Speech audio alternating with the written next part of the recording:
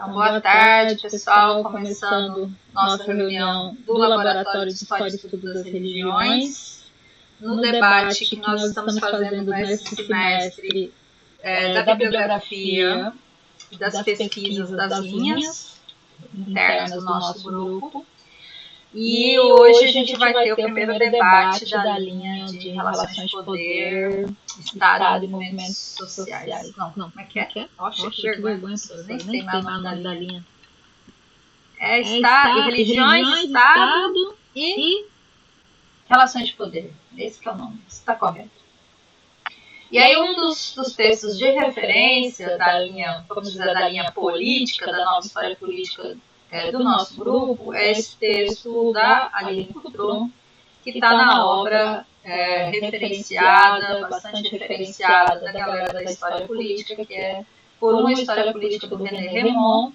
Essa aqui é a segunda edição da FGV, publicada em 2003. E a primeira edição dele é de 88. Então, entre os temas da história política que estão na obra, nós temos aqui a referência da Aline Coutron, Religião e Política. Vou jogar aqui página EPA. Não é, não. Tem só jogar. Com as marcações de César Leandro, que estudou muito a obra, como a gente pode observar. A gente vai discutir, então, a Aline Coutron. Na minha cabecinha, eu não lembro se a gente chegou a indicar quem vai puxar o debate, ou se a gente vai fazer aquela rodada de pistolagem mais aberta. De qualquer forma, a gente pode deixar à vontade. Eu acho que Lídio estava mais ansioso por essa discussão, né? Até está com a câmera aberta aí e tal. E aí a gente pode ir acompanhando o debate, aquilo que chamou atenção, aquilo que é importante para discutir, e aproveitar o máximo possível das possibilidades do texto, também dos limites do texto, para as pesquisas sobre relação entre religião e política. Então, é isso. Feito o preâmbulo. Quem gostaria de começar, por favor? Levante a mãozinha, abra o microfone. Lídia, muito bem. Fique à vontade, Lídia.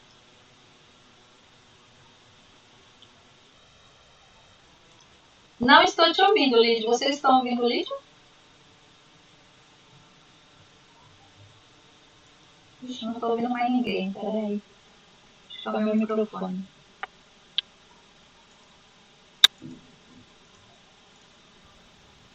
É o meu aqui, gente.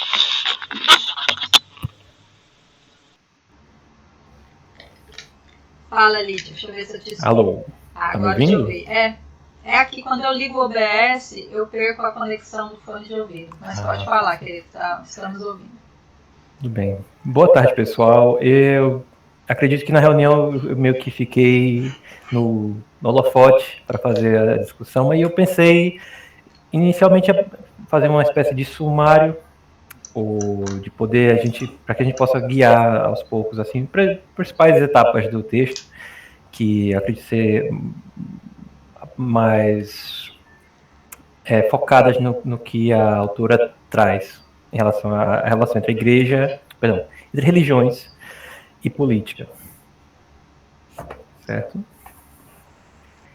Bem, o texto em si, pela autora, ele tem um enfoque muito incisivo num período da história contemporânea, né, aproximando, pegando metade do século XX, em específico em conjunturas políticas na França, no qual é o país de origem da autora e acredito da maioria dos autores desta coletânea, inclusive o René Rémond. A Aline Coutron tem essa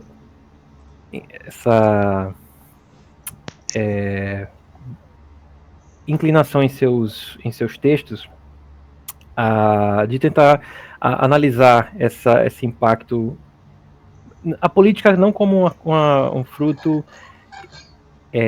independente de forças exteriores, mas como um elemento em si da expressão social.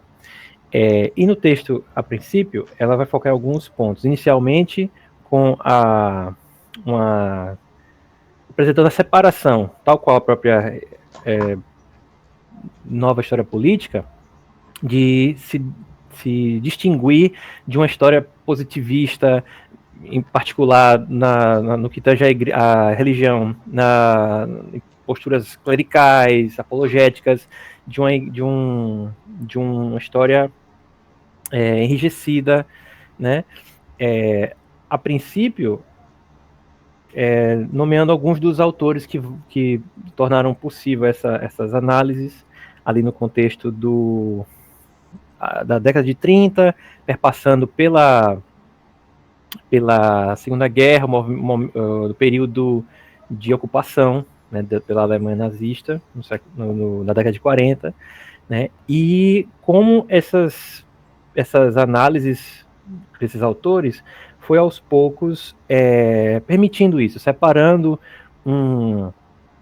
a análise no que tange o religioso de um quadro estritamente apologético, né, mas mesmo assim com suas limitações. No caso, ela vai apresentar algumas mediações entre esses. Eu acredito que conciliação talvez seja um termo mais apropriado, devido a percepção de que esses elementos religiosos, justamente por perpassarem vários momentos da vida desses indivíduos, não se torna possível extingui-los de todas as suas ações sociais. No caso, nós vamos ver,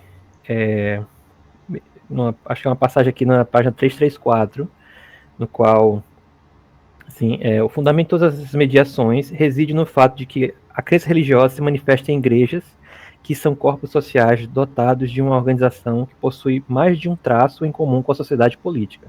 Como corpos sociais, as igrejas cristãs difundem um ensinamento que não se limita às ciências do sagrado e aos fins últimos dos homens. Pontuações como essas vão ilustrar de que forma esses elementos se mesclam, né, se infiltram. Por mais que um processo de secularização, como se acreditava, estivesse em voga, esses elementos não só não se constituem como de forma de mão única. No caso, não se entendia nesse período um Estado, uma força de controle de poder instituindo exclusivamente a separação, né, de crenças para o âmbito público, como também não se mostra possível separar essas forças como esses indivíduos como passivos diante dessas forças. Ao longo do texto, ela vai mostrar diferentes etapas, diferentes aspectos do cotidiano, como a igreja em si, como múltiplas unidades vão impor certas diretrizes para os fiéis agirem no político, como ainda em períodos que englobam, né, da década de 30 até 80, quando esse texto é publicado, que ainda que eles não se manifestem diretamente em defesa de um partido específico ou de um político específico, um projeto político específico, esses dizeres, esses aspectos da doutrinação transpassam, né, fica mais evidente em elementos como nas campanhas políticas, nas disputas pela educação, principalmente nas fases iniciais, e assim como em aspectos de relações diplomáticas, relações externas.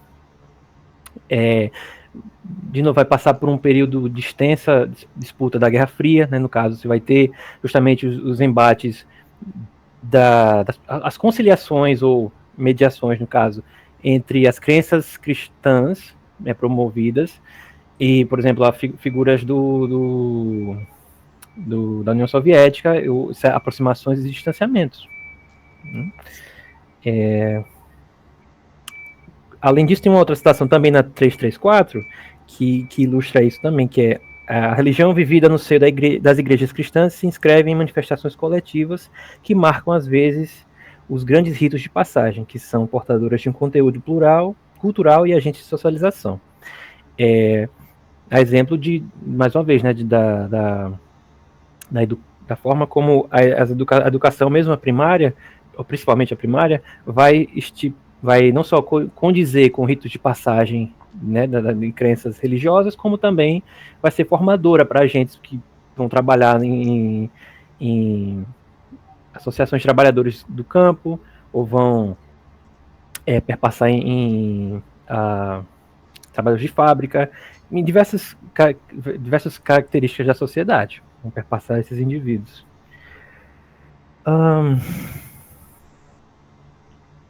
Além do mais, ao longo do texto, ela vai sempre trazer esses elementos da seguinte forma. Na 335, né? O religioso informa em grande medida o político, e também o político estrutura o religioso, colocando questões que não se pode evitar, apresentando alternativas. Ele força as igrejas a formularem expectativas latentes em termos de escolha que excluem toda a possibilidade de fugir do problema. A política não para de impor, de questionar e de provocar as igrejas e os cristãos, a estilo individual ou coletivo, obrigando-os a admitir atos que os componentes perante si mesmos e perante a sociedade. Muito bem. Bom, em seguida, nessa segunda etapa do texto, segundo tópico, vai, no que tange justamente a identidade cristã e atitudes políticas, ela vai fazer alguns apanhados a respeito de como se configura esses indivíduos, né, no pós-guerra, à medida em que vamos associar talvez um estereótipo, uma configuração de pensamento atribuída a esses indivíduos que vão se manifestar, a princípio, né, nesse modelo, como enquanto assim de direita, associando a partidos representativos de direita a essa mentalidade cristã. E ela vai associar outros pensadores ao René Rémond e estipular algumas características, ou pelo menos 3 níveis de associação desse pensamento cristão, né, e de que forma ele se estabelece num panorama de atuação política. Por exemplo, segundo o René Rémond,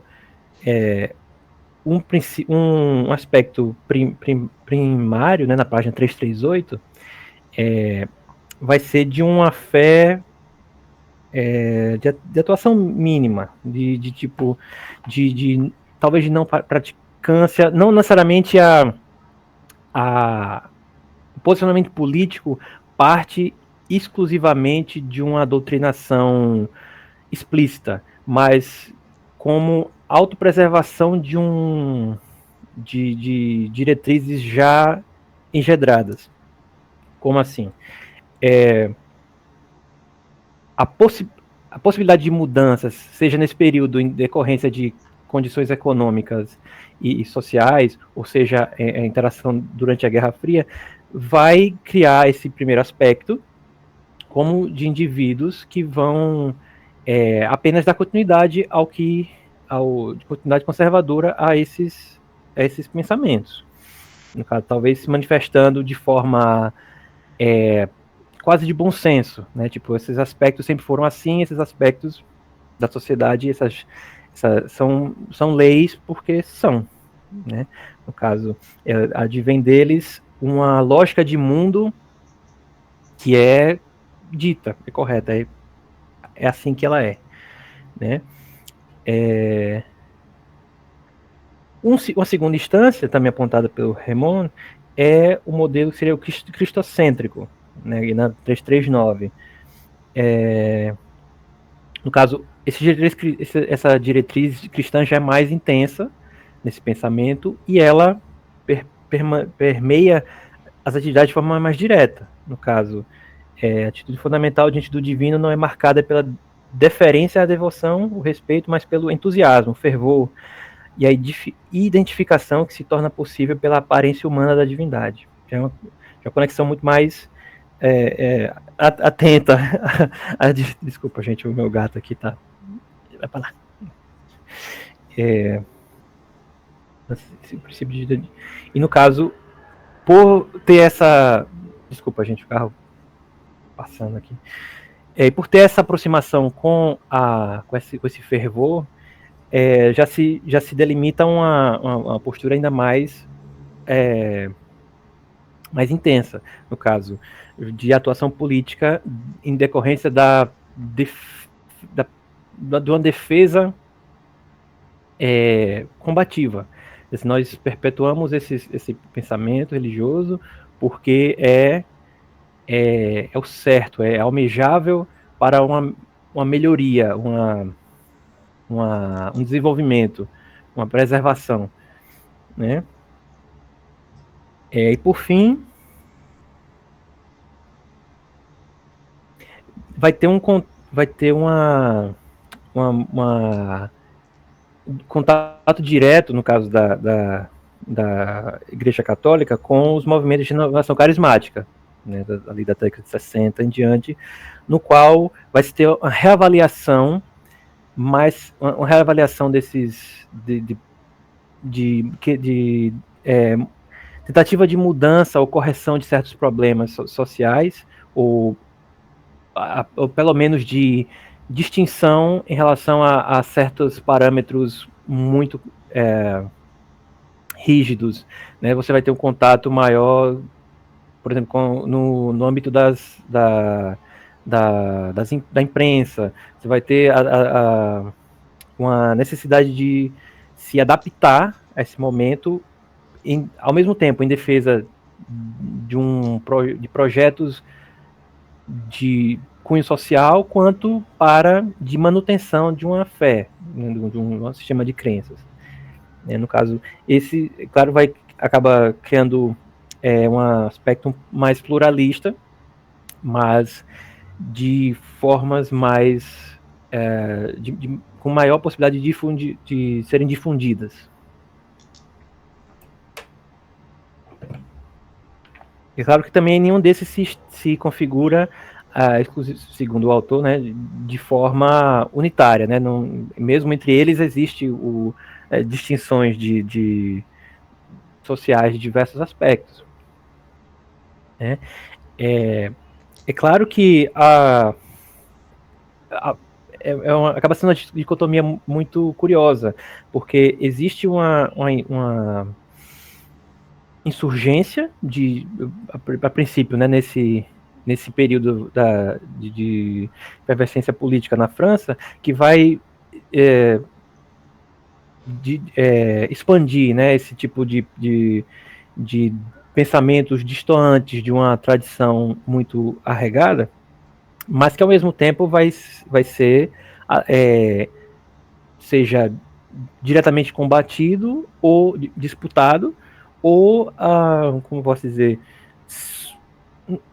talvez seduzido não seja a palavra apropriada, mas vai ser contemplado, tentativas de contemplação, justamente por instituições, né? No caso, principalmente a Igreja Católica, mas também de movimentos cristãos, como fica mais evidente nessa parte do livro, do texto, perdão, em que vamos ver a atuação de alguns partidos, né? No princípio, nós temos partidos conservadores, desde o período da guerra, né, da década de 40, do período Vichy, né, no caso, que é o período de ocupação, no qual você vai ter conciliação, né, desse mundo político a princípio, né, entre um conservadorismo francês, um conservadorismo como é que se diz, subalterno, né, ao partido nazista, e uma resistência, também a sua característica própria, e a conciliação de onde a fé se encaixa nessas décadas, né, de 50 e 60, à medida que vão ter que se reorganizar para se preservar. E nós vamos... a autora invoca de novo o René mais na frente, na página 42-43, 342-343, onde vamos ter algumas configurações dos partidos, né? Nós vamos ter uma redução na porcentagem de membros desses partidos conservadores de autodeclararem cristãos praticantes. Se eu não me engano, é na página... Acho que eu já passei... Bom, existe uma redução nos autodenominados praticantes, mas também é possível ver que o que acontece é uma reorganização dos próprios partidos também. Você vai ter esse MPR, né, na página 343, é o partido do Charles de Gaulle, né, que teve uma notoriedade ali no período de guerras, mas que subsequentemente teve seus espaços, né, por uma série de fatores, redistribuído entre outras associações, outros partidos conservadores, que muitos deles, inclusive, nem existem mais, né, foram aglutinados entre si, a todo momento, tentando a sua conservação, digamos assim, né, enfim, deixa eu permanecer. O que até esse momento a autora vai trazendo no texto vai se utilizando desses elementos para demonstrar que o cenário parecia se inclinar para o secularismo que até weberiano que se tinha assim de forma não dada, mas de forma de consenso, né, nessa academia, de que a laicidade, apesar de disputada, ela se configura de uma forma através de descontentamento, através das perdas, da análise sobre partidos políticos, sobre comunidades de base, vão demonstrando um afastamento, pelo menos. Esse descontentamento vai demonstrando afastamento. Entretanto, eu me pergunto, e fica um pouco aparente, será que a reconfiguração não seria uma via mais apropriada? Né? É claro que com o advento de uma análise póstuma, né? O próprio texto é publicado postumamente ao falecimento da autora, se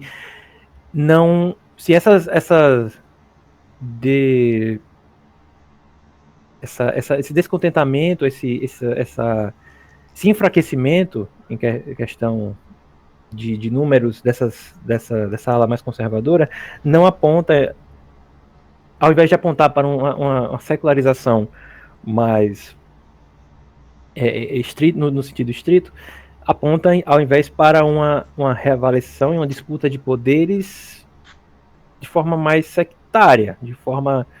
A pluralidade que se constitui, na verdade, vai ser uma de não tanta distinção, de rompimento com a crença. Eu peço perdão que eu estou adiantando a minha interpretação, mas eu penso que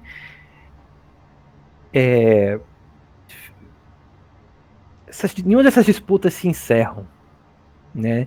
Mesmo nesse período, né? Talvez seja uma principal etapa, né, na nova nova história política, de utilizar esse tipo de análise de uma forma de forma de degrau, de entender que, só que não de uma forma exclusivamente de ascensão nem de declínio, mas acaba criando uma escada bem absurda, eu sei, mas eu acredito que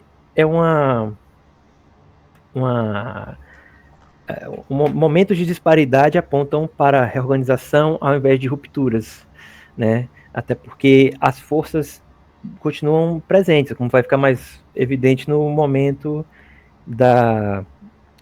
do texto em que vamos falar de outros partidos, da associação da política, no próximo tópico.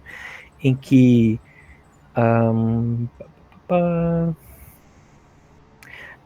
nos 30, você vai ter a reavaliação dos próprios dizeres das associações religiosas, da igreja, no qual vai se pôr em pauta como muitos desses movimentos acabaram participando durante os anos 30 e 40 a investida nazista. Você vai ter que lidar com um receio dessas forças mais conservadoras em meio à Guerra Fria, no qual eles vão se munir contra as posições soviéticas.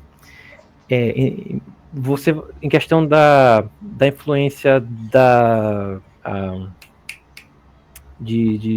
Guerra da Argélia, por exemplo, né? Você vai ter um descontentamento social em relação à imagem dessa França, né, do meio do século XX, que vai ter de, muitas vezes, conciliar esses pensamentos. Você vai ter partidos de ascensão e reclusão que vão ter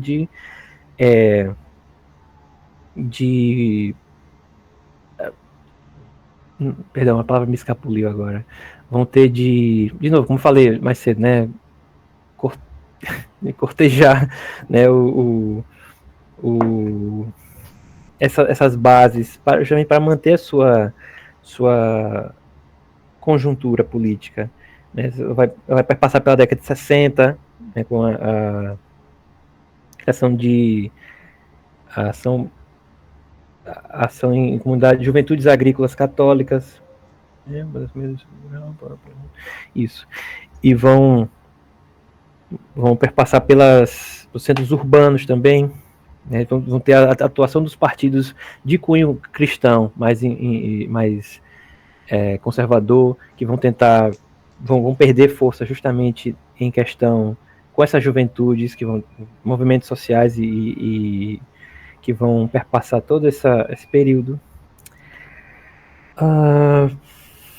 E, contudo, ela faz um apontamento aqui na 348 em relação a como esses militantes eventualmente seguem carreira, né, junto a partidos tanto de direita, mais para a direita, claro, mas à esquerda também, e que como mesmo com certa renovação de membros nas cadeiras políticas, não vai, ou melhor, permanece a questão, né, no caso de local de onde essas crenças Hoje não, professora? Pode terminar o raciocínio, Lídio. Depois eu quero quero dar um pitaco aí. Quero me intrometer aí por conta do período que você está falando aí. Certo. Pronto, em seguida o tópico da imprensa, né, no caso, o consenso de que a igreja, a princípio,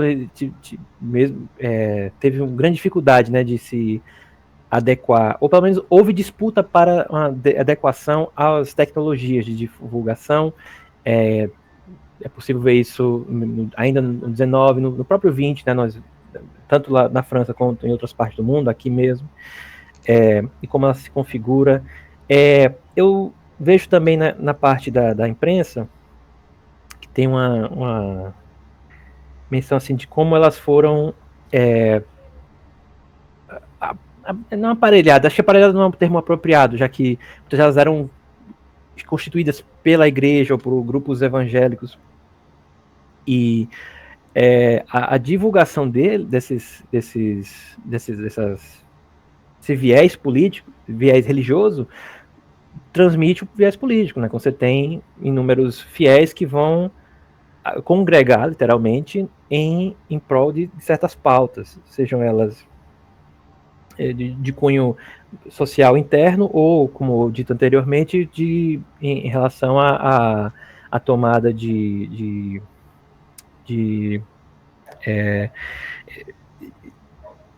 confronto à imagem no cenário externo, né, no cenário global. Tem uma frase tem uma parte aqui na página 350, que é: assim a imprensa, com exceção de alguns órgãos minoritários, deve ser considerada hoje um agente de modernização política. Entendamos por aí que ela não adota uma atitude crítica, mas receptiva em relação à mudança. Eu acho que eu pulei um pouco. Ela está se referindo aqui aos periódicos mais, digamos assim, secularizados em relação ao pensamento. Mas eu pulei aqui a parte. Nós vamos ter alguns dos periódicos que perduraram desde o século XIX e perpassaram os períodos das guerras, no viés contrário, né, de estipulação. Só uma análise que eu fiz também é que talvez o advento da tecnologia, hoje como nós vemos, já até ultrapassando o periódico tradicional, acaba servindo como um principal vetor, né, desses pensamentos. Eu acho que há muito se rompeu com o estigma de tecnologias e não sei, de caráter profano, digamos assim, né, que impedisse talvez o pensamento cristão mais conservador de se alastrar, enquanto que hoje eu acredito, temos uma perspectiva muito mais de aparelhamento por essas posturas, mais do que por uma representação de uma oposição a essas alas, né? O penúltimo tópico... Lídio, desculpa te interromper, mas é que eu não queria perder aí a brecha. Certo. Você está avançando. Vamos voltar só um pouquinho. Eu queria comentar essa parte que ela faz, uma análise do contexto francês aí entre os anos 30 aos anos 80, né?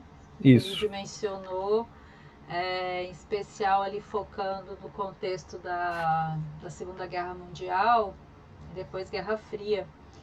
Mas veja só, vamos colocar só uma coisa. Eu acho que seria interessante botar uma coisa em parâmetro, assim, só para a gente ter um pouco da noção, né, do que é esse texto, assim.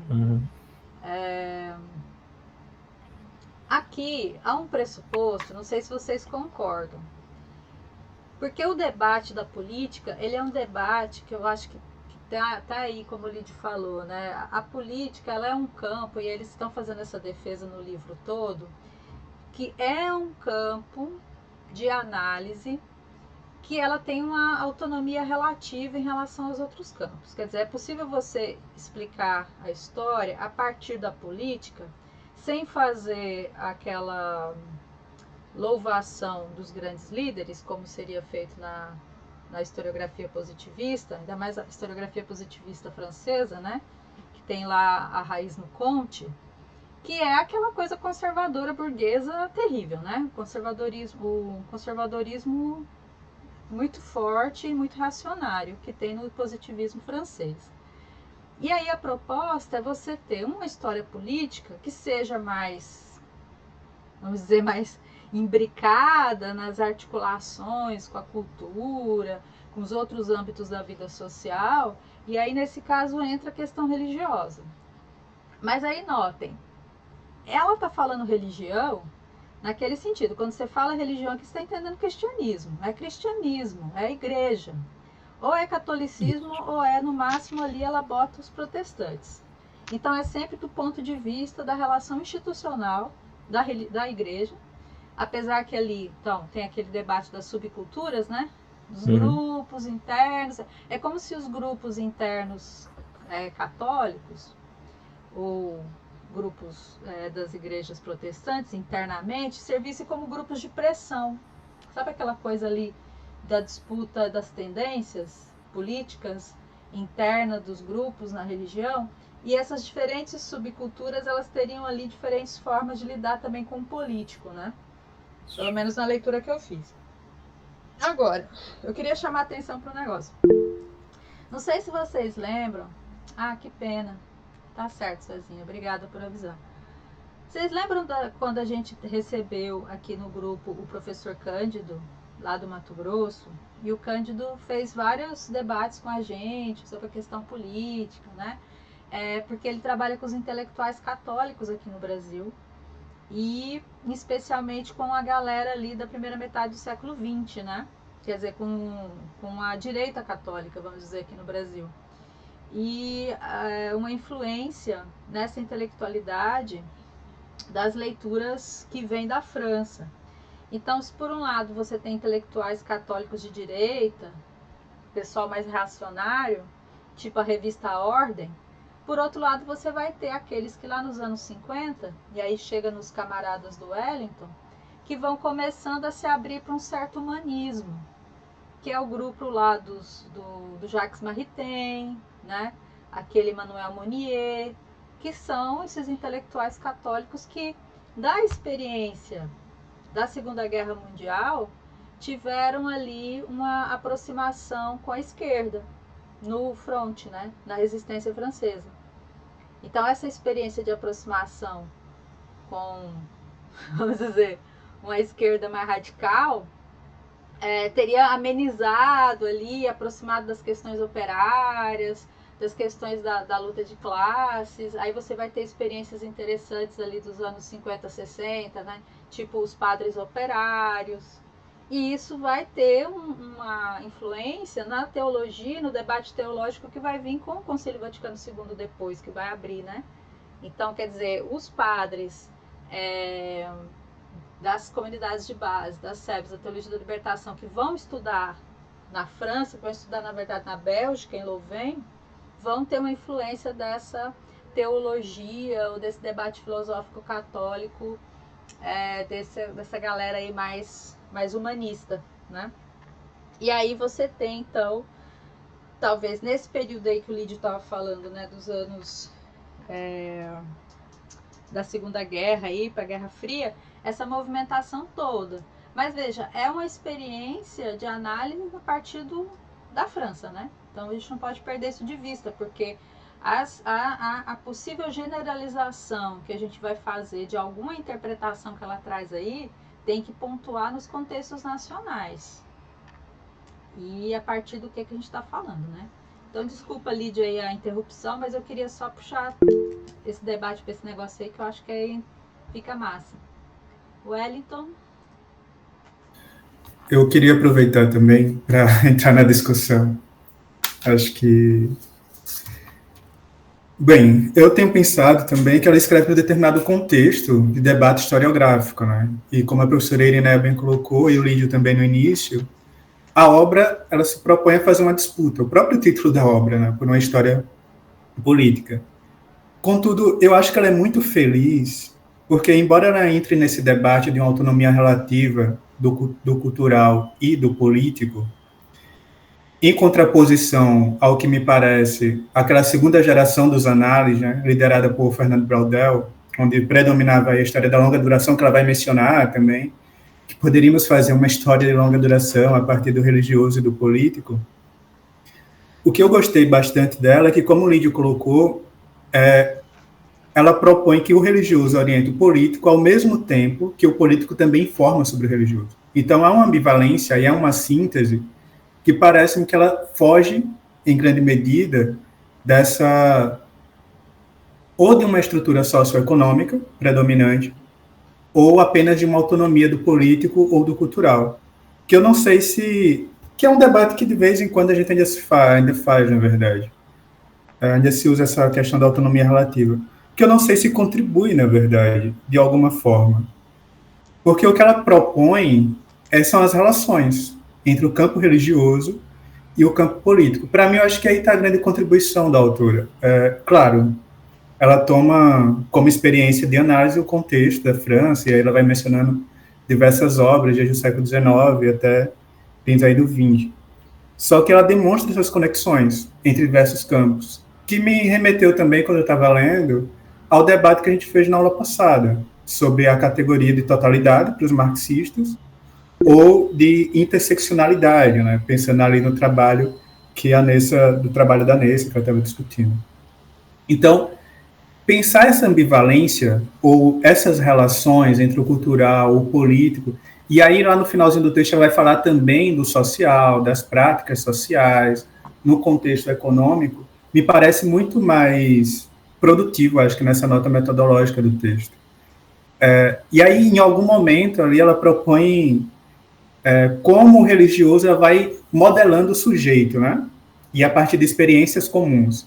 Eu gostei bastante dessa parte também, porque eu acho que tem uma nota metodológica interessante de como se dá essas conexões, essas relações. Mas aí eu acho que já entraria em outra questão. Mas o que eu queria trazer era mais esse debate historiográfico e que talvez, enquanto alguns historiadores ou alguns teóricos fiquem pensando uma autonomia relativa do cultural, uma autonomia relativa do político, uma determinação da estrutura socioeconômica, seria mais interessante pensar essas relações, essas conexões. Beleza, Wellington. Lucas? E aí, gente, vocês me ouvem bem mesmo, né? Tudo certinho aí? Sim. Ótimo. Nossa, que massa ouvir a partir dessas perspectivas, porque não consegui ler o texto todo, né? E aí eu tava, meu Deus, o que é que eu vou fazer aqui?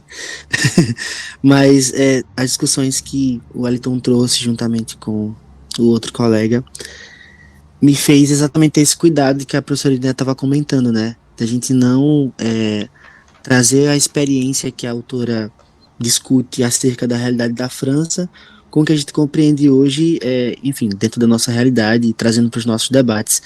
Mas, ao mesmo tempo, quando ela vai falar lá na página 335 em diante, já pensando postura, ela vai utilizar até um termo ligado ao que seria uma prática religiosa e uma atitude política, né? Essa conexão que o Wellington traz e coloca para a gente de realmente ser talvez a maior contribuição desse capítulo como um todo, que é não pensar o político e o religioso de forma dicotômica, né, mas observar essas relações, fez com que eu pensasse em uma discussão que, obviamente, né, com todo cuidado, pensando para a realidade do Brasil, mas no finalzinho do século XX e aí adentrando já no século XXI, tinha uma teoria, e eu não sei exatamente se ela se chama dessa forma, mas ela traz esse debate porque eu lembro de ter acompanhado um pouquinho no final dos anos 2010, que é dos lugares de influência. Não sei se alguém já ouviu falar, mas o protestantismo elaborou uma tese, e aí eu falo tese no sentido mais grosso da palavra, né? Não falo sobre o que seria uma série de estudos, mas eu falo sobre um tema que foi circulando e chegando nas igrejas protestantes, acerca que o cristão ele teria que influenciar as 7 áreas da sociedade: economia, política, religião, e enfim. Esse é um discurso, obviamente, muito mais próximo do protestantismo do que do cristianismo como um todo, mas ele traz exatamente essa conexão que o Wellington fala, né? Porque o sujeito ele vai se moldando e aí a autora tem muito cuidado em falar sobre o ambiente consensual, né? Eu tava lendo o texto nessa parte e eu, caraca, será que ela vai utilizar experiências assim religiosas de uma forma a não considerar que, de certo modo, são sim consensuais, né? As pessoas que estão ali dentro de um culto e têm a experiência do rito, dos símbolos, elas estão ali, pelo menos boa parte delas, de forma consciente. Mas isso também vai moldando a perspectiva que ela tem sobre a política, sobre a vida, sobre tudo que tange a sua existência. E aí, enfim, eu estava pensando muito sobre essas questões, né? Do quanto que a contribuição da autora vai fazer exatamente para que a gente olhe para esses dois campos e veja conexões.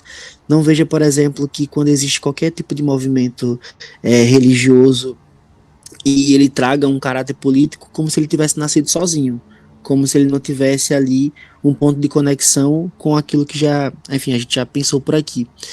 E a última coisa, que aí faz parte muito mais do início do que ela acaba propondo, que é o historiador nesse lugar, né, de ouvir talvez o que ele não gostasse muito. Eu lembro que na aula passada da professora Iné, eu, enfim, não tive a oportunidade na minha graduação de ter uma eletiva sobre religiões, e aí tava, né, nossa, que massa. Mas, tipo assim, eu lembro que a galera tava comentando muito sobre essa questão do espaço religioso, e pra gente da história, né, pra galera que estuda, pesquisa, enfim, tá nesse lugar, talvez seja um ambiente difícil, né? Porque você tem muita coisa acontecendo e talvez você fique receoso de estar ali para entender, mas eu acho que está acontecendo um movimento bem interessante, obviamente por questões talvez que não são essas, né?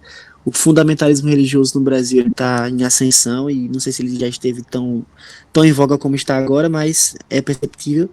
Mas enfim, eu acho que a questão da prática, essa relação que eu acabei de mencionar acerca do efeito do rito, né, que ela vai dizer que tem uma carga emocional, isso foi o que mais me chamou a atenção, assim, dentro do texto dela, de não serem coisas dicotômicas, de não serem coisas distantes, mas que estão ali moldando esse sujeito ao longo do seu processo, ali do seu rito, né. Obrigada, Lucas. A gente tem agora escritos o José Júnior e depois o Taylor. Pode falar, José Roberto. Oi, gente, tudo bem? Boa tarde, Linéia. Espero que estejam bem. Gostei muito do texto, achei muito interessante, consegui, inclusive com a ajuda do Wellington, relacionar com o meu projeto. Eu acho que uma das coisas mais instigantes desse texto é que Coutreau parte da observação de que a religião se manifesta também por meio de ritos e práticas coletivas, residindo num caráter repetitivo e carregado de afeto. Isso me fez pensar que a missa, o culto, cerimônias de passagem, e ela inclusive menciona, né, primeira comunhão, gestos prescritos, são esses momentos em que um indivíduo é moldado pela comunidade, né, e a partir disso ele interioriza valores, hierarquias, visões de mundo, e aí, nesse sentido, eu procurei relacionar, né, justamente com a perspectiva sociológica do Durkheim, né, para quem a religião funciona como uma instância também de coesão social, mas também acrescentando um olhar político, né, porque, ao mesmo tempo, ele constrói identidades, né, mostrando que esses ritos podem também orientar aí as preferências políticas. E um outro aspecto importante do texto é a ênfase que se dá na influência da família e da socialização religiosa precoce, né, na formação aí de atitudes políticas. Então, a gente vai vendo que jovens que passam pelo processo aí catequético ou que participam assiduamente dos ritos, das celebrações, eles vão desenvolvendo aí disposições distintas, né, em relação aos não praticantes, o que demonstra, portanto, que a religião não é apenas uma crença individual, mas uma rede aí de práticas comunitárias, né, que vão se projetando na esfera política. E a partir disso, né, com muito cuidado, como o próprio Lucas mencionou, eu procurei relacionar com questões históricas que estão acontecendo nas últimas décadas, como a ascensão das igrejas evangélicas no Brasil, né, que é um outro exemplo aí eloquente da atualidade dessas reflexões de Coutreau. Os cultos pentecostais, neopentecostais, que são fortemente marcados por práticas rituais de cura, testemunhos, né, louvor coletivo, têm produzido também essas práticas de identidade religiosas, mas também de identidades políticas, né? Os púlpitos aí se transformando em palanques políticos, né? Então, nesse caso, a religião atuando como força de agregação e de poder político direto, com efeitos visíveis, né? A gente vai vendo também isso no documentário da Petra Costa, né? O Apocalipse nos Trópicos. Beleza, José Roberto. Taylor. Boa tarde, pessoal. Dá para ouvir? Sim. Certo. O José Júnior fez uma síntese aí perfeita do que eu senti, né, quando eu estava lendo o texto. E aí, lendo o texto, eu consegui relacionar bastante com as minhas experiências pessoais. Eu fui uma criança que cresceu ali na igreja protestante, e eu via, né, desde pequeno, como que algumas pessoas que tinham certos cargos de poder ali na igreja tentavam moldar as ideias deles mesmos no restante da igreja, né? Eu acho isso muito engraçado porque, parando para pensar, né? Ontem eu tive uma pequena discussão entre família justamente por isso, porque eles estavam, tipo assim, tentando me convencer. Ah, não, porque você não acredita em Deus, é porque você não vai para a igreja, tudo aquilo. Aí eu fiquei, pessoal, vocês já pararam para pensar que talvez eu que não queira, aí já vieram falar, não, porque o pastor disse aquilo, o pastor disse outra coisa. Aí eu parei para questionar assim, eu questionei uma tia minha, eu fiquei, mas essa opinião é sua ou é do seu líder? Ou é do seu pastor? E aí o José Júnior, assim, pontuou de forma perfeita o que eu queria falar sobre a questão da rede de socialização, né, principalmente na infância, que, assim, acredito que toda criança que passou, né, por esse processo de socialização na igreja e cresceu ali tendo enraizado que você tem um modo de viver, você tem que seguir a Bíblia e tudo mais, e depois que você sai desse mundo, você percebe que, beleza, você pode até seguir, né, os passos cristãos e tudo mais, mas se você pensa um pouquinho fora da caixa, você vê que tem certas coisas que pessoas aplicam a você, né, de uma forma autoritária e tudo mais, que tentam influenciar, por exemplo, a sua visão de mundo. Foi só esse comentário mesmo, essa passagem assim, porque ele falou basicamente o que eu queria falar, porque eu achei assim, perfeito. Obrigada, Taylor. É assim mesmo. Cezinha. Estão me escutando, pessoal? Sim, querido. Beleza. Então, assim, primeiramente, assim, completando uma fala do Lucas, quando ele falou sobre essa questão, né, de lugares de disputar, lugares de influência, isso daí é a teologia do domínio, né, que no caso, né, atualmente as igrejas defendem, né, as igrejas protestantes defendem que no caso elas têm a missão de ocupar esses espaços, né, todos os espaços, né, então, inclusive assim, de certa forma, eu acompanhei a sessão dessa teologia, né, porque eu passei praticamente quase toda a minha adolescência também numa igreja evangélica. Então, assim, pegando a partir do que o Lid falou, do que os colegas falou, né, então, algo assim, durante toda a leitura do texto, né, assim, melhor, releitura do texto, né, porque eu já li ele em alguns outros momentos,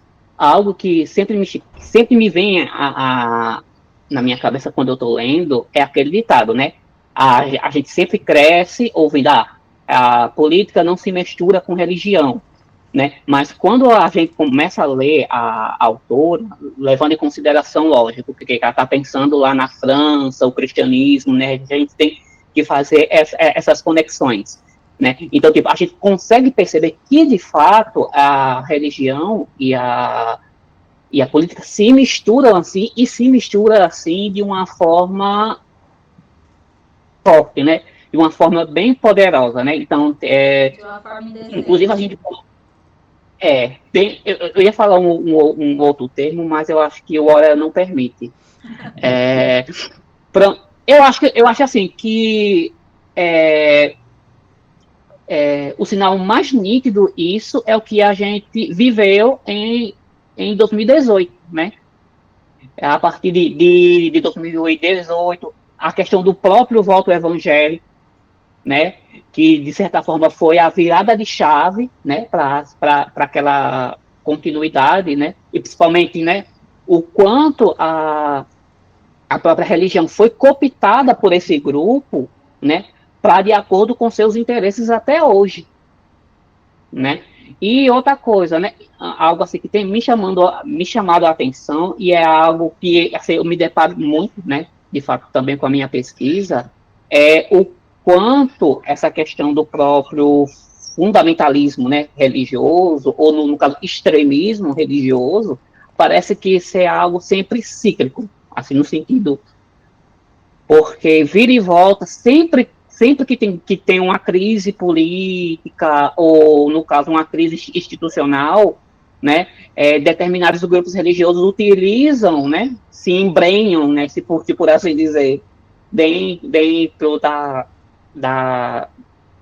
política para reivindicar, né, ou no caso para manter os seus próprios privilégios, né, ou para reivindicar espaço. Eu acho que talvez assim a gente pode até pensar isso, né, dentro da minha pesquisa, a questão após proclamação da República, né, a questão da LEC, né, a Liga Eleitoral Católica, né, a Igreja Católica tentando influenciar, né, ali durante a Primeira República, a própria questão, por exemplo, desses embates, né, que eu estudo entre católicos e protestantes, o quanto existia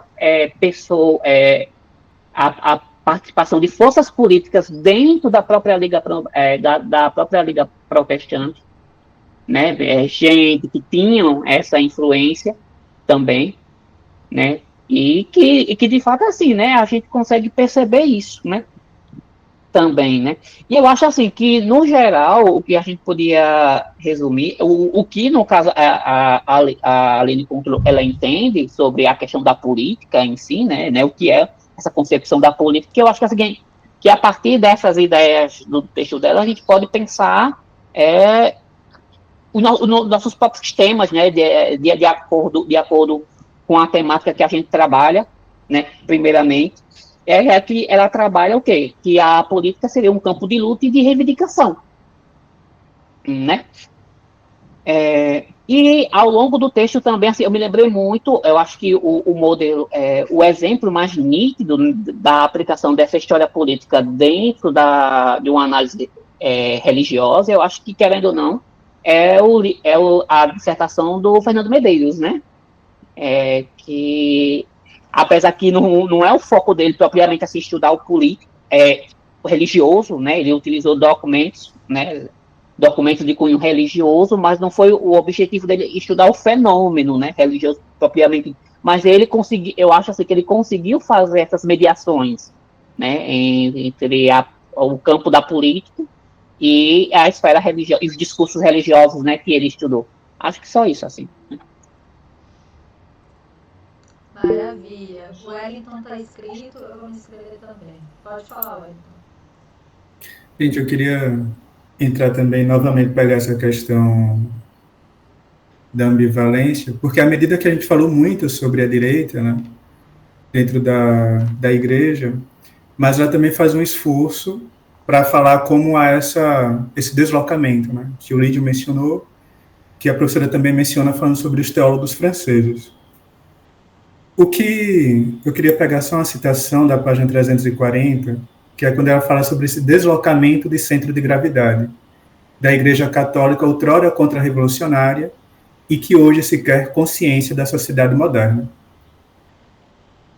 O interessante para mim também é esse momento ali, pelo menos ali, pegando para o Brasil e América Latina, em que a Igreja Católica, ao mesmo tempo, se quer consciência dessa sociedade e também, simultaneamente, é contra-revolucionária nesse momento. Então, trazer aqui também como o campo religioso ele é tão complexo. Nem é uma coisa, nem a outra, é os dois ao mesmo tempo. E, claro, porque, pelo menos falando da Igreja Católica, mais específico aqui, há interesses institucionais também na época, né? Evidentemente, e há também uma concepção de missão, uma visão de mundo, né? Uma cosmovisão também aí, baseada, evidentemente, numa interpretação que se faz. Então, essa dada complexidade, talvez, é pensar que o religioso ele também nunca pode ser reduzido, né, totalmente ao político. Então, não pode pensar só como contra-revolução ou só como legitimação, porque aí esquece que aqui vou falar sobre a autonomia relativa do campo religioso, a sua especificidade, melhor dizendo, né? E aí, para já fechar minha fala e passar para os companheiros, tinha uma parte também bastante interessante, que, ao final, após esse deslocamento, ela fala sobre a formação de quadros dentro da ação católica e como isso vai levar a uma migração de parte de religiosos para o partido. Então, lá na página 348, ela diz o seguinte: assistimos entre os militantes uma espécie de secularização dos valores religiosos. Que eu não acho que secularização seja o melhor termo, porque aí talvez seja interpretar o religioso por uma perspectiva que não seria próprio dele, né, pela sua experiência. E uma inversão das perspectivas. É o fogo da ação que podemos reencontrar os valores evangélicos. Enquanto antigamente eram um conjunto de crenças, pouco questionadas, que constituía a base do engajamento. Às vezes mesmo, o engajamento político constitui uma espécie de transferência de uma igreja para uma outra, encarnada pelo partido. Isso é muito interessante porque eu lembrei dos militantes da JUC e do MEB que após o golpe, que na verdade antes do golpe vão para a Ação Popular em 62, e que após o golpe, 67, 68, vão para o PCdoB. Né? E ali já na ilegalidade, claro, né? Aqui falando sobre o Brasil. E nos anos 80, muitos militantes das SEBs que vão migrar para partidos de esquerda, mais para o PT, para movimentos sociais. Claro que há um momento que estão nos dois e há um momento que há um rompimento. Alguns militantes rompem diretamente com a igreja e vão migrar para o partido, porque entendem, e aí eu lembro de algumas entrevistas que eu fiz na época da dissertação, eles entendiam que eram mais cristãos e que respondiam mais aos valores cristãos, migrando para a luta política do que estando dentro da igreja. É interessante porque isso não dá para ser explicado unicamente por uma questão de secularização. Há também uma experiência religiosa e há uma ressignificação, vamos pensar assim, dos valores religiosos. Né? Então, ela contribui, mas às vezes eu tenho a impressão que ela tenta explicar o religioso um pouco pelo viés político, com termos mais do campo político, racionalista. Pois é, e indo nessa pegada, porque assim, tem uma coisa também que eu acho que é um limite, que é do meu ponto de vista, né? É um limite aí historiográfico no sentido da compreensão do político, mas da compreensão do Estado e do funcionamento desse campo político, porque o caráter de classe, o caráter burguês desse Estado, ele não é muito explicitado. Ele fica subjacente se a gente for considerar as disputas, né, que estão dadas no campo. Mas não é que essa política ela é um campo, vamos dizer, neutro, entre aspas, ou que agrega os diferentes ali no mesmo status, no mesmo momento, e aí, ó, disputem aí, briguem entre vocês, porque aí quem tiver mais poder ganha, né? Tem ali uma parte mais, vamos dizer, da estrutura do modo de produção capitalista que falta.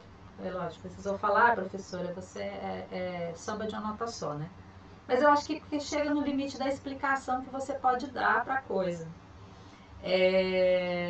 Não tem um livre mercado das ideias aí, não tem. Essa disputa ela não é igual. Inclusive o caráter de classe da igreja, das instituições, isso não fica muito dado. É como se fosse só as linhas de tendência, mais à esquerda, mais à direita, mas a estrutura clerical, ou mesmo a estrutura, vamos dizer, das igrejas protestantes e pentecostais hoje, elas estão funcionando de uma determinada forma, dentro de uma lógica de mercado, que isso também não fica muito explicitado, que talvez interfira nisso.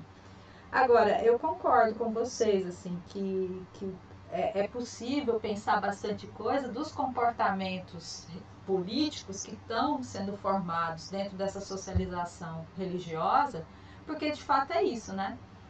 Se a gente pensar esse político no lato sensu, como uma experiência de intervenção na vida social, em que você vai ali, né, colocar as possibilidades de disputar projetos de sociedade, beleza.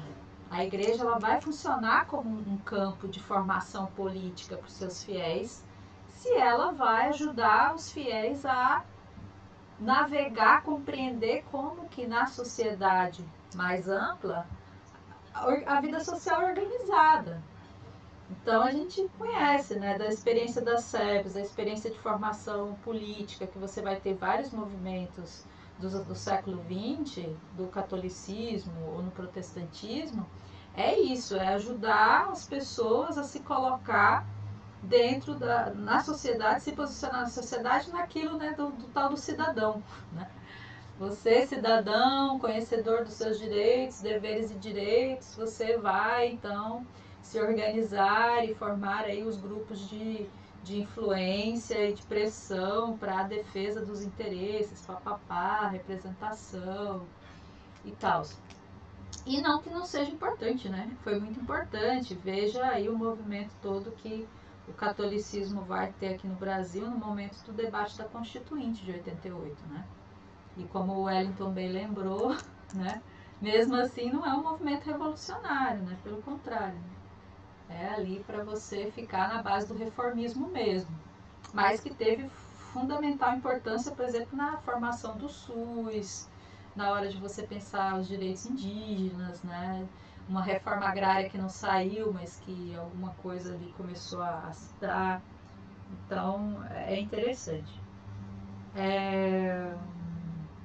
Muitas coisas que vocês comentaram, principalmente em torno dos fundamentalismos, da coisa do autoritarismo, dessa ambivalência, né? Essas coisas todas, é muita coisa, gente, para pensar, né? E aí é isso, porque muda a experiência religiosa, muda a experiência política, muda a articulação entre esses campos. Então, às vezes, a gente, no movimento de você observar no processo histórico, o que você está olhando, né? Por isso que é bom pensar a totalidade, né? Porque você tenta aí captar o conjunto, mas a gente vê como que vai mudando ali o caminho, né? O caminhar dos dois juntos, porque a relação ela é estabelecida exatamente nas mudanças que são dadas nos dois campos, né? Então é difícil captar todas as nuances aí, todas as mediações, mas eu acho que dá boas insights para poder ver aí e aprofundar os projetos, as pesquisas, né? Enfim, eu acho que os comentários que eu tinha mais gerais eram esses. A gente está quase chegando aí no nosso teto, mas mais outras questões, pessoal, porque muita gente ainda não falou, não comentou. Lídio, por favor, volte, né? A gente te interrompeu e fomos embora e te largamos.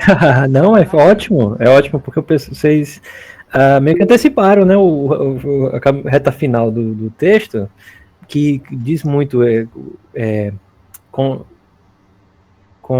converge muito com o que os colegas falaram aqui, que é justamente como essas disputas, né, vão ecoar principalmente na questão da educação, né, naquele momento, e também com todo cuidado trazendo para nós, para a realidade de um Brasil no século XXI, é um movimento de disputa intensa, incessante, né? Só na reta final ela vai falar assim da questão da laicidade, como muitos apontaram aqui, não se configura de uma forma positivista, né, esse desencantamento do mundo, já há algum tempo que se reavalia essas condições, porque se entende um mundo menos eurocêntrico, ainda com suas limitações, e vai se perceber as composições religiosas de África, de Oriente Médio, de Ásia, das Américas, né, suas experiências, e se torna possível perceber essa... Minha analogia não foi muito boa, foi no campo do absurdo, mas não se encerra, né, esse tipo de embate. Com suas limitações, você vai ter a atitude de ceder certas pautas, mas elas retornam, seja por fatores econômicos, seja por fatores externos, sociais, tecnológicos, né? Contudo, o ponto da educação, e muitos aqui dos colegas se expuseram, é predominante ainda, né? De que, assim, tem-se a disputa por uma educação infanto-juvenil, né? De primeiras etapas, de proximidade com momentos de passagem, que servem de autopreservação, né, de coesão também, para perpetuar certos projetos políticos, né? É claro, como também falaram, o Wellington e o César falaram, existe a interação direta, né, no caso, como, por exemplo, ela dita aqui, lá na década de 1951, tem a organização APEL, né, que no caso que seria a Associação dos Pais de Estudantes e para o Ensino Livre.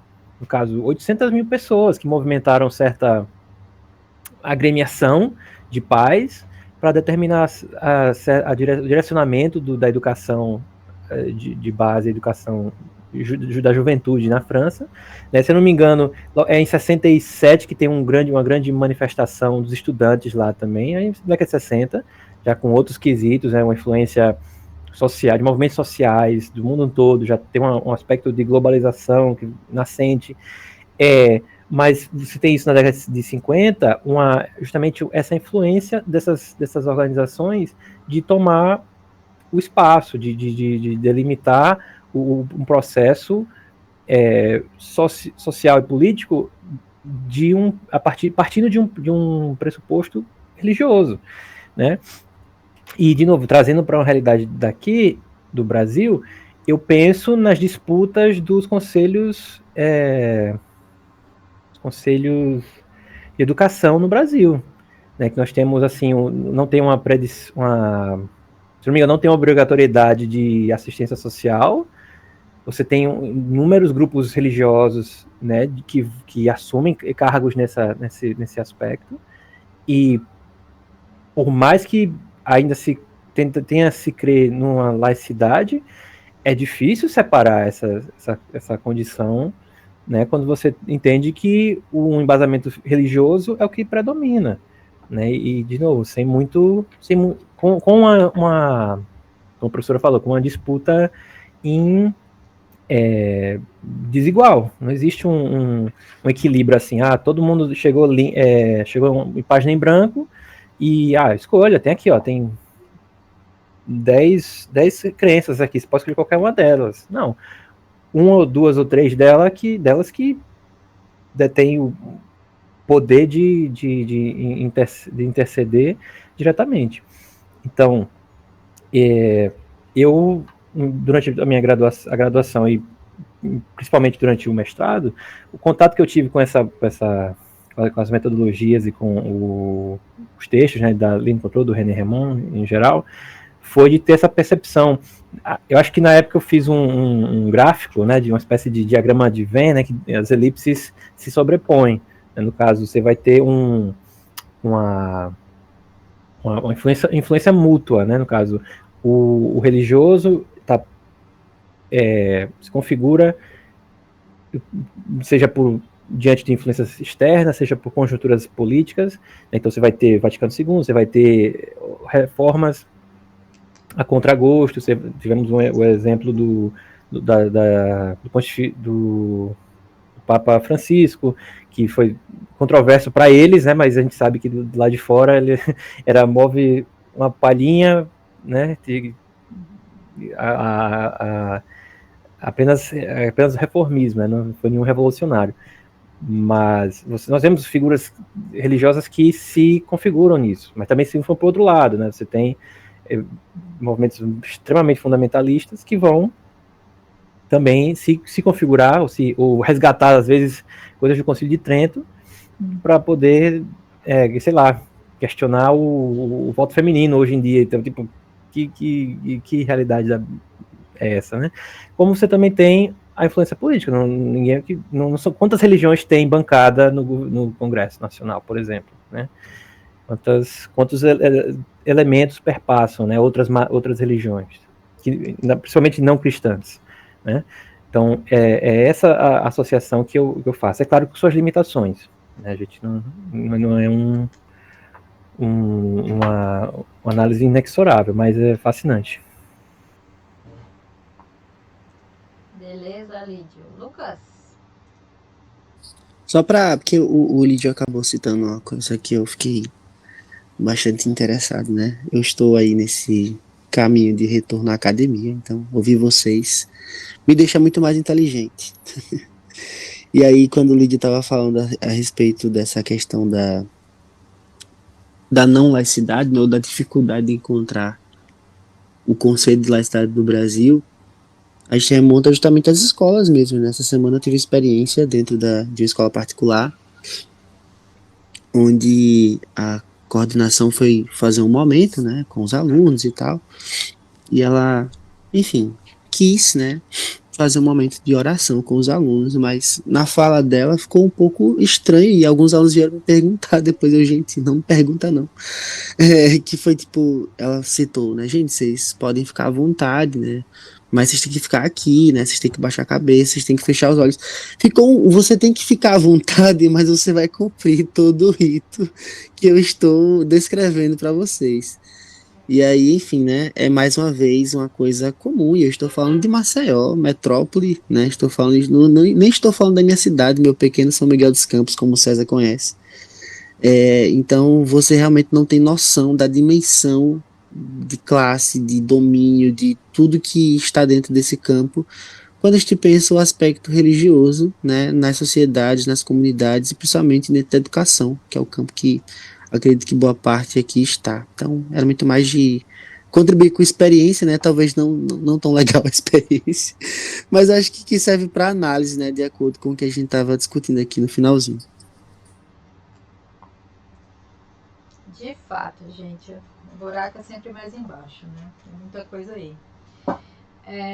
Vejam, a gente chegou aqui às 6 horas, a gente vai estar encerrando ainda, então a gente percebeu que rendeu bastante, né? É um texto que rende bastante, que tem muita discussão, tem muita questão. E é isso, né? É uma das pesquisas mais difíceis lidar com a relação entre religioso e político, ou a trabalhar o religioso, observar aí as questões políticas, as contradições que estão dentro desse domínio, desse campo. Bem, vamos encerrar então, lembrando que na próxima reunião a gente vai continuar ainda na discussão com a linha de política e relações de poder, né? Que vai ser inclusive o debate de um capítulo da dissertação do Lídio, né, Lídio? Então, todos convidados a voltar, o pessoal que está lá no grupo, o Lídio vai deixar a dissertação à disposição. Tá disponível também nas internets, é fácil encontrar, para todo mundo aí se preparar. E espero que a gente esteja ao vivo, presencial lá no SICA. É a 8, né? Aí eu vou encerrar aqui, despedindo a gravação, e peço que vocês fiquem, porque nós temos questões pragmáticas do grupo para resolver, certo? Então fiquem por aí, eu só vou fechar aqui a gravação.